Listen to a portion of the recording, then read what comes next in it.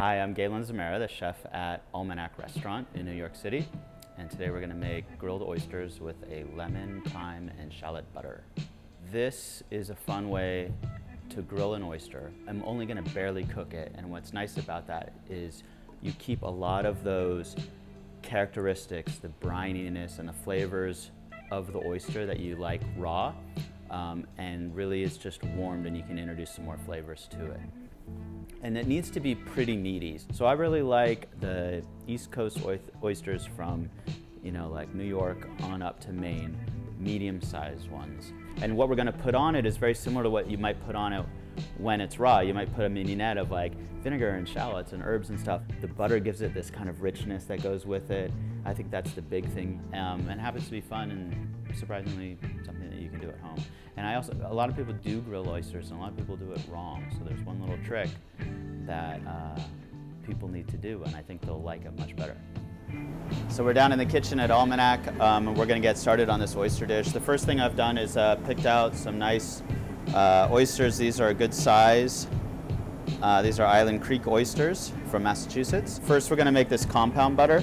And compound butters are pretty basic. Sometimes they're things you put on top of a steak or whatever. So the first thing, like I said, is to sweat these shallots down in a little bit of butter.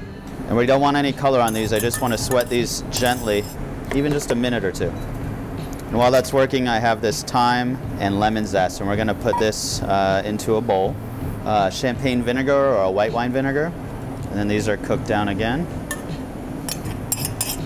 So we're basically going to add this to butter, and that butter is, when it melts, is going to add a real nice savory element to it, and the thyme is going to infuse into it as well.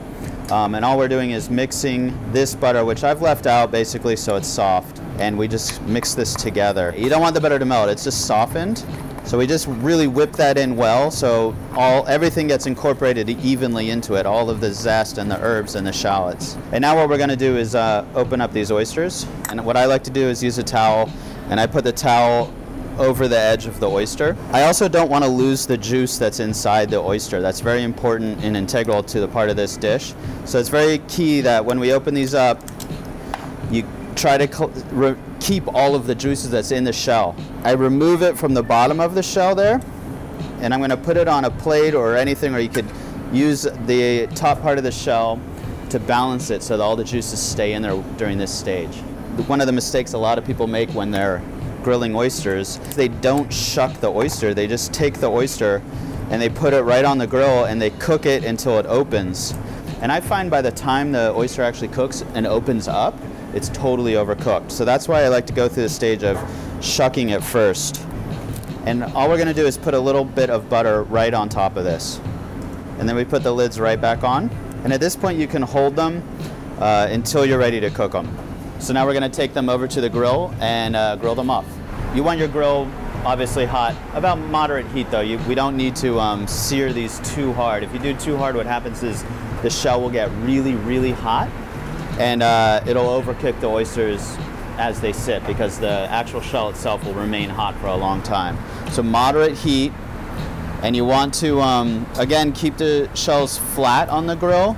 If the oysters are a little wonky and the juices are coming out because they're not flat, you can use something like a piece of foil or another little tray like this to kind of balance them. You see this guy's a little bit leaning back, so we need something to keep him flat so the juices don't all run out.